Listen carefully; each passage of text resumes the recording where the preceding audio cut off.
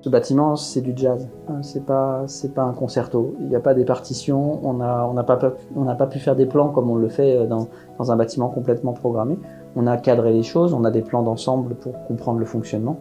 Il y a des zones dans lesquelles les matériaux employés sont connus, mais il y a des parties qu'on a laissées avec un point d'interrogation exprès pour pouvoir sauter sur les occasions de matériaux délaissés. En ce moment, dans une barre d'immeuble juste à côté qui est en cours de démolition, on a pu trouver 600 mètres carrés de parquet. Alors c'est évidemment pas gratuit, il faut travailler pour le reconditionner. On fait travailler les AT qui produisent des tasseaux qui permettent de reconditionner ces parquets. Donc c'est du travail, mais ça nous permet de sortir des parquets à un prix défiant toute concurrence. On est à moins de 50 € du mètre carré pour une fourniture qui est prête à poser. Donc c'est vraiment moins cher que du parquet neuf et on fait ça avec des moyens de réemploi. Si on avait dessiné à l'avance les matériaux qu'on voulait, on ne les aurait tout simplement pas trouvés à des prix pareils. Donc on se laisse aller à trouver les matériaux au fur et à mesure, avec par contre un programme qui lui est précis en termes de performance. On sait où est-ce qu'on a besoin de parois acoustiques, on sait où est-ce qu'on a besoin d'isolation entre des salles, et on trouve des matériaux adaptés, mais dans un vocabulaire très modeste dans ses choix. Ça aussi c'est intéressant, c'est comment en allant en immersion sur un chantier, on va pouvoir prolonger ses compétences professionnelles dans d'autres situations, avec d'autres outils, d'autres commandes, d'autres consignes. Donc ça c'est intéressant et cette fierté-là, elle viendra dans un deuxième temps. Faisant connaître nos compétences en interne, nos équipements, en ayant donné la preuve que ça fonctionnait et que par ailleurs c'était intéressant socialement, mais même économiquement. Ce qui peut être marquant sur ce projet, en fait, ça va être la question de la confiance entre les acteurs, c'est-à-dire que d'une part, on va avoir une collectivité Flair Agglo et ensuite des entreprises. Ça, c'est vraiment ce qui est intéressant, c'est de pouvoir faire converger tous ces acteurs sur un projet de territoire avec une confiance entre les uns et les autres.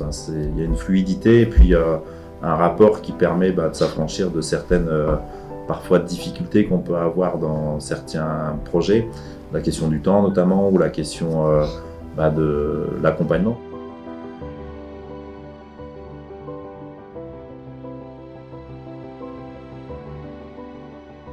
Le projet de la régie de quartier dans le projet du pôle du Pré Neuf, c'est de mettre à disposition nos salariés qui vont permettre par l'intermédiaire du Mendo auprès de l'entreprise privée. On remercie Flair Agglo de nous mettre dans ce projet qui permet à nos salariés de voir autre chose que des espaces verts. Nous avons également des salariés qui ont des reconnaissances RQTH et qui arrivent à réaliser les travaux qui sont demandés.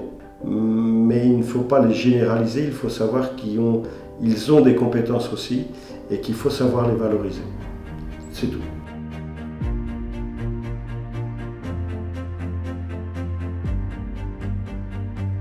On travaille donc avec des salariés en insertion, des services civiques et des bénévoles beaucoup, et des jeunes qui viennent de différentes structures du médico-social. Donc on trouvait que c'était un beau projet parce qu'il réunissait tout le monde dans le faire et pour un bien commun, parce que le ESS il est vraiment destiné aussi à c'est vraiment un bien commun pour la collectivité et pour ses habitants. Donc tout ce qui est démonté et réemployé, ce qui est quand même assez exceptionnel sur un chantier, parce qu'il y a beaucoup de déchets dans le bâtiment, c'est une des sources les plus importantes de déchets aujourd'hui, le bâtiment.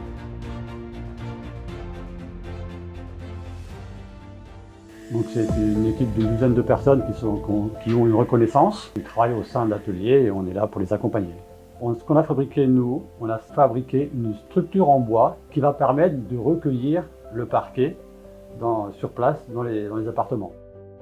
On accompagne les gens, on les aide, donc ils ont certaines difficultés, donc on doit être très explicatif, très démonstratif, très pédagogue et ne pas avoir peur de recommencer les explications, de montrer les gestes. Il y a eu un échange très intéressant avec l'architecte qui s'est déplacé, qui est venu plusieurs fois ici. Et on a construit, je dirais, un lien très intéressant et pour preuve, il nous sollicite pour d'autres travaux. Les 14 ans que je suis ici, je crois que c'est la première fois qu'on travaille avec un bureau d'architecte. Du coup, la machine que j'utilisais, c'était la commande numérique pour permettre de faire des formes sur le bois. Donc, par exemple, on avait une ligne à faire ici pour que le collègue après puisse découper sous la toupie. Disons qu'au début j'étais un peu stressé et timide, donc je parlais pas beaucoup. Je parlais pas beaucoup aux gens parce que je les connaissais pas. Et au fur et à mesure, j'ai commencé à parler un peu plus avec les gens. Ce serait bien de voir pour continuer à faire des projets comme ça, c'est sympa et comme ça donne une bonne image à l'entreprise. C'est un bâtiment qui est en l'état, il est vraiment pas du tout accessible pour les personnes en handicap moteur. Donc on a essayé de trouver des moyens les moins onéreux possibles pour le rendre accessible.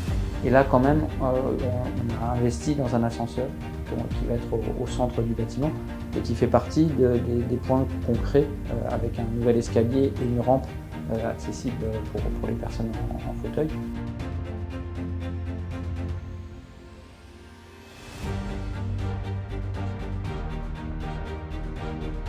Le process compte énormément dans le développement de nos projets et faire travailler beaucoup les travailleurs de l'ESAT, pour nous, c'est s'adresser au handicap. L'affichage qu'on cherche, c'est plutôt celui du lien social et celui du réemploi. Ça, c'est vraiment nos drapeaux.